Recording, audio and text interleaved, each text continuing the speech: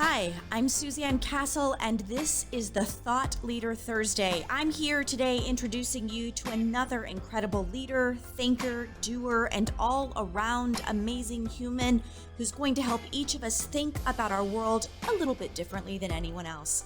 From artists to teachers, from actors to moms, from the big names to the you didn't know about them till now names, my hope is that you will connect with a leader who helps you light up in your corner of this galaxy. This is the Thought Leader Thursday show. Hi, welcome back to the Thought Leader Thursday. I'm Suzanne Castle, and in about 20 minutes, we're going to introduce you to an amazingly funny leader. So stand by, because I can't wait to introduce you to my friend Heather. But first, okay, Andrew, since we have a lovely comedian in the set today helping us laugh, giggle, and understand ourselves a little bit deeper, I'm curious, who's your favorite comedian and why? Okay, I don't know a ton of comedians. I should, but don't. But I am a favorite Bo Burnham. He's like kind of a musical comedian.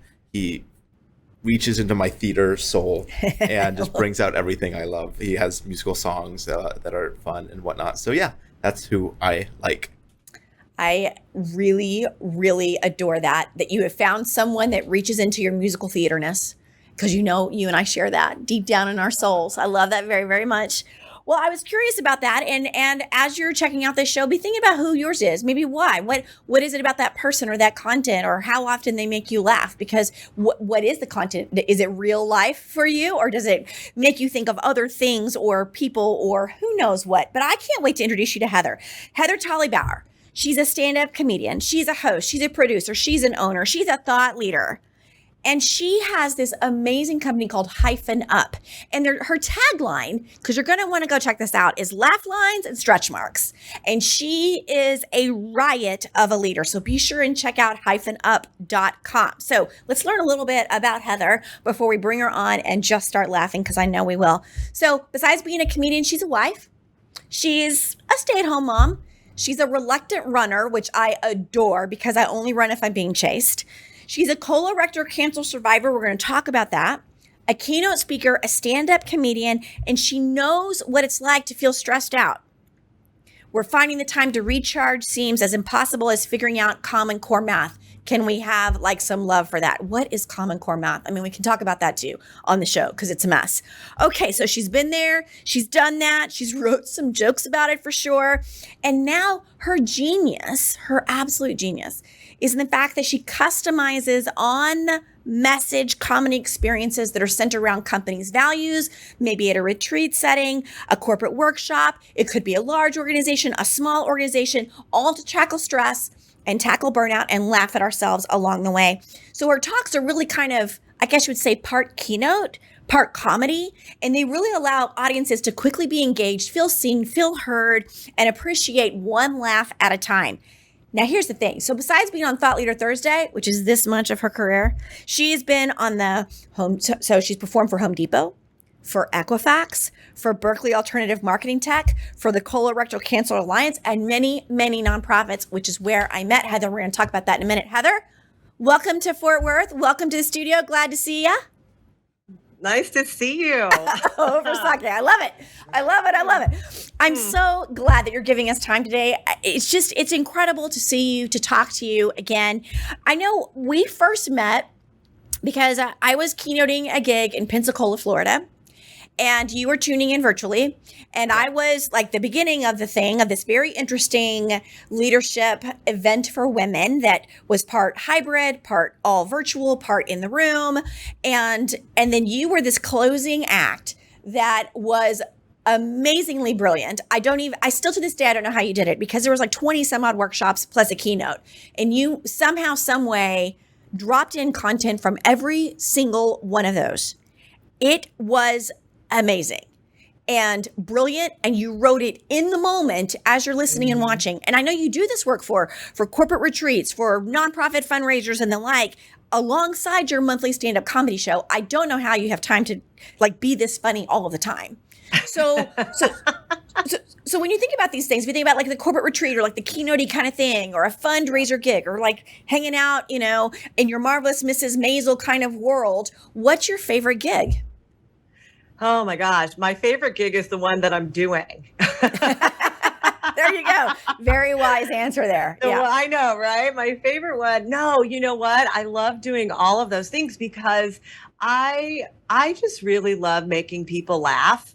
I think that is such a gift to be able to do that, and it's a gift to get to spend my time doing that. I will say though that I really have a soft spot for the fundraisers that I do. I'm sure. So when that is, it's so funny because oftentimes there's a fundraiser. I shouldn't even say this on air, but I'm going to. Oftentimes there's a fundraiser and I fall in love with the group, and like I'll make a donation to the group. Mm-hmm.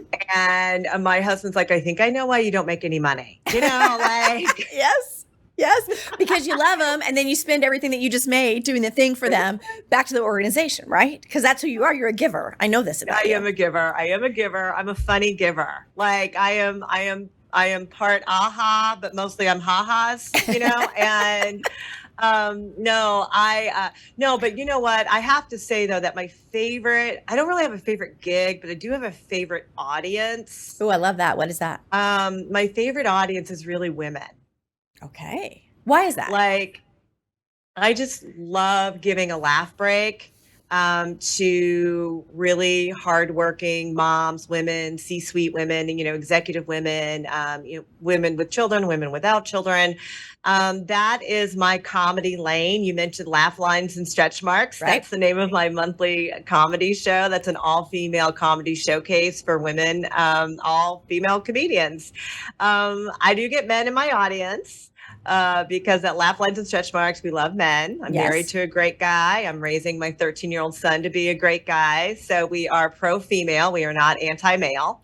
But I just really love being in front of women and really tapping into their pain points. That's my favorite thing to do. So whether that's at a fundraiser or whether that's at a corporate gig, that's kind of the secret to the sauce, right? Is, and this, is identifying the pain points and then finding something funny about it. Right. Now, when I can do that in front of a room full of women, even better. Right. That's my favorite. Well, I love that. And the way that you're elevating other women to think about that. So it's easy to stay stuck in our pain and sit there and bitch and moan and wail and cry. Now, what I find fascinating about your journey is that you allow us to still do all those things, but we're laughing while we're doing it. So it seems a little more accessible. It's maybe even for the person laughing, it's not quite as vulnerable because we can laugh at it, but even if we've gone through it. And I think it just allows it to be a little more accessible in a different way. And you've had cancer and you've been a comic. I think both of those things are extremely difficult and they are life altering, and they take a big strength of character to go through cancer and to stand up and hope that people laugh at what you say. So kudos to you. So Thanks. Which one of those is harder? Comedy. And why is that? Tell me more. Well, so my cancer journey is one that I was very lucky. 6 years ago, I was diagnosed with colorectal cancer, and we caught it very early. And so finding the cancer and treating the cancer and having surgery that removed 2/3 of my colon, that was as hard as it got. And so I've actually had cancer in different areas, a couple of different places and a couple of different times, because during my cancer journey, I found out that I have Lynch syndrome. And that is just a gene mutation that means that my body makes different kinds of cancers. Wow. So it's been hard, it's been challenging, but I've not had to go through chemo. I've had just enough cancer to be credible, but not enough to need chemo. That's right. Yeah. That's how I talk about it. But you know what? It's interesting. I started comedy first, and then I found out that I had cancer, and then I had cancer again and again and again, and kept doing the comedy. And I found that using the comedy to help me with my cancer and to tell my story was helping other people, and that's what kept me in my comedy moment, and kind of moved me through my cancer moments. Yes. in a way that was healthy for me and impactful for other people.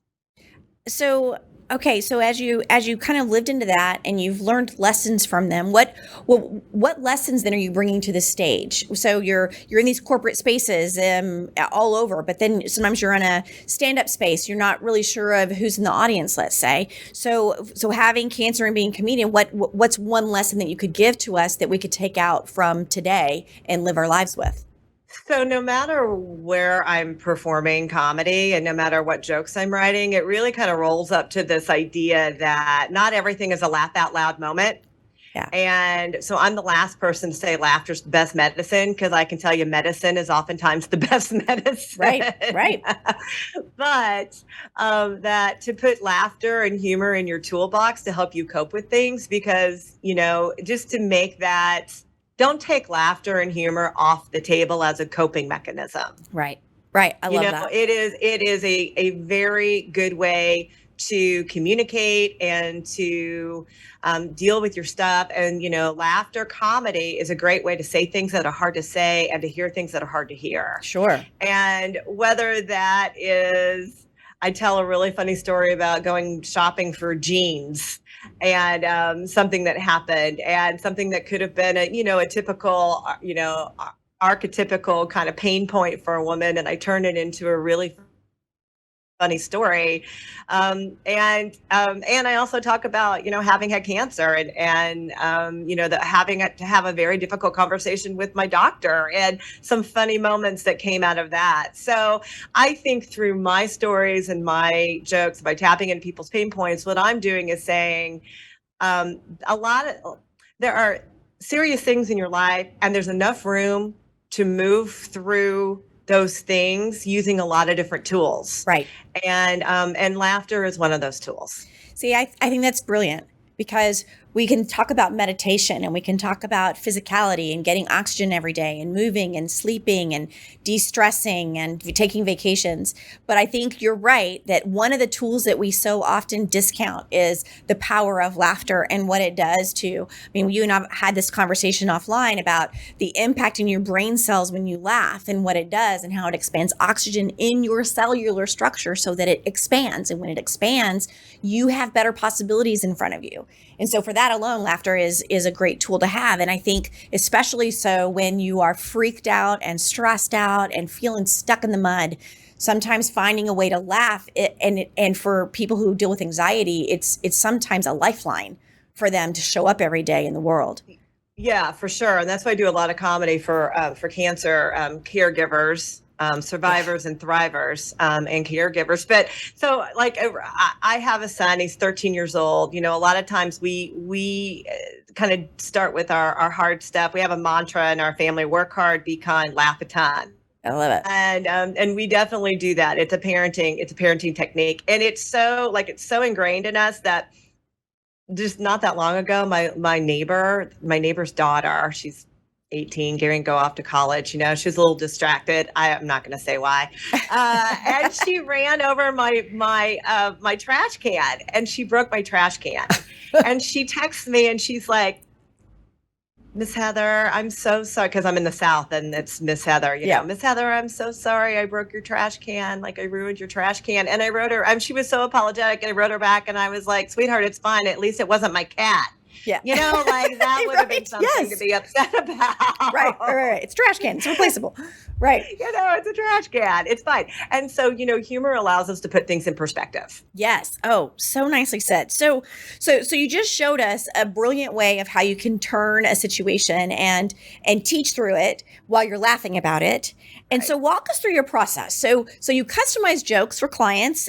You make their audience feel seen and heard and appreciated. I know I was a recipient of several of your jokes at this event that I was talking about earlier. And so how do you approach that? I think that's extremely difficult to do. So you're trying to listen to content and at the same time trying to think of a joke that you could say or how to make it funny. So what's that like for you and for them? Well, oftentimes when people hire me to do this for their corporate retreats and their, corporate kickoff meetings or whatever, it's not on the spot. That was a real test of my comedy chops. And I have to say, I even impressed myself. Yes, you were amazing. Not gonna lie. I even impressed myself. But when you said something about being in the closet and you had a tiara on, Yes. I was like, girl, I got a closet and a tiara. Like I am totally like, make this part of my act. And I think part of it is just being naturally curious about people and just paying attention, being a noticer.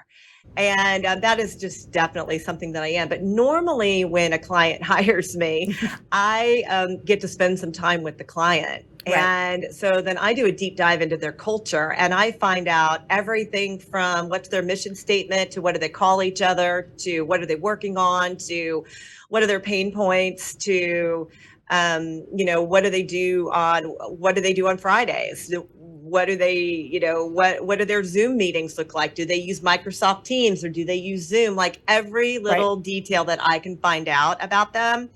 And then I throw it into the material, always with the intention of the audience, their teammates, their employees, their colleagues, whomever, feeling like, oh my gosh, does she work here? That is always the feedback that I am trying to get back from people. Right. So it's a lot of time on the front end of getting to know what I take them through what I call a listen and learn chat. And they fill out a questionnaire with me and I get them to tell me stories. And if they want me to do this thing that I have, and I have an example for you that I want to do with you. Yeah. That I want to do with you. If they want me to do this game that I play with them, it's a getting to know you icebreaker brain break game. Okay. Then they identify the people in the company or in their organization that will participate. And then I find out about them. And then I customize these questions in this icebreaker game for them. Fun. And I have an example. Do you want me to do it with you? Yeah, let's do it. Come on, bring it. Okay, real quick. All right. So this is called This or That, the Suzanne Castle edition. Oh my gosh, I'm so excited. Okay. So you have to answer the question. You don't think, you just answer. Okay. Okay, are you ready? I'm ready. All right. All right. Sweet or salty? Sweet. Coffee or tea? Tea. Sprinkles or sparkles? Sparkles. Of course. What's your favorite Schoolhouse Rock? Conjunction, junction, what's your function? Exactly. And that just took away one of my other questions. Would you rather be the funniest person in the room or the smartest person in the room? Definitely the funniest. What's your favorite word? I can't say it on television like this. So my second favorite word is probably razzmatazz. Okay, razzmatazz. I like it. You have lived all over the country. I don't know that people know that about you. What's your favorite time zone? My favorite time zone is Italy. Okay. Whatever time zone that is. Perfect. Apple Music or Spotify? Apple. Okay. On a scale of 1 to Mariah Carey, rate your karaoke skills. Oh, maybe a 6. Oh, please. You're a singer. We all know that. You were a pro. All right, I was going to say finish the sentence. Conjunction, junction. What's your function? You got it. Texas sheet cake or Texas Hold'em? Ooh, sheet cake all day long. Oh, yeah. And what makes you sparkle? What makes me sparkle? The fact that I sweat glitter. Like, that's what makes me sparkle every day. So that's a fun little game that I do. I get to know them, and then I throw in little references to their lives, and then people in the room are like, I didn't know that about our CEO. I didn't know that he's lived all over the place or whatever. That's just a quick example of just ways that I get to know them and then customize material and so that people can get to know each other. I mean, I knew you were talented, and I always love it when we get on the phone and we chat together. But this is next level stuff here, Heather. And so it is. It totally is. And I want everybody to go be sure and check out your website, Hyphen Up, and I'll put it in the show notes as well. Because on there, you have all different ways that you can interact with you and work with you or hire you, all the different ways. You even have some clips, I think, of your shows on there, if I remember right. And so, okay, I ask every single person, I mean, you just asked me, so I'm going to ask you. I want you to define what it means to sparkle. Well, I think what it means to sparkle in general is being at peace with who you are and being comfortable in your skin. And I think that when you do that, when you when you have achieved that, that people just sparkle. Yes. And I think that is my, like, I think my super talent is I'm really comfortable in my skin, and I want you to be really comfortable in your skin. So I know my super talent is I bring a particular energy into a room, and it's a good energy. And it's because I like me the way I am, and I want you to have a good time, and I want you to be comfortable, and I want you to like who you are. And I just think that's authenticity, and just knowing that you're okay, I'm okay, I think is really the key. And I got to say, I think laughing is sexy. So thanks for sexifying up the Thought Leader Thursday show. Heather, you are amazing. I hope everyone will find all the different ways to connect with Heather. Thank you so much for being in the studio with us. Thank you so much for giving me this opportunity. It's always so much fun. We always laugh a lot We do. together, so we love to laugh. It's a good thing. All right. Thank you for checking out this version of the Thought Leader Thursday. I hope to see you on an upcoming episode. Until then, find a way to laugh. We'll see you soon.